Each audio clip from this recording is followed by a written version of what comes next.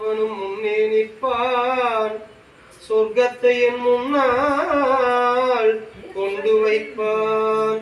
ஐந்து கரத்தனை யானை முகத்தனை இந்தின் இளம்பிறை போலும் இயற்றனை நந்தி மகந்தனை ஞான கொழுந்தினை உந்தியில் வைத்து அடி போற்றுகின்றேனே.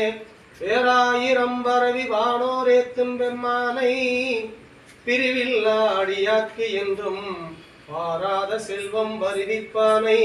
மந்திரமும் தந்திரமும் அருந்துமாகி தீரா நோய் தீர்த்தருள வல்லான் தன்னை திரிபுரம் தீயன தின் சிலை கை கொண்ட போரானை உள்ளிருக்கு வேளோரானை போற்றாதே ஆற்றனால் போக்கினேனே.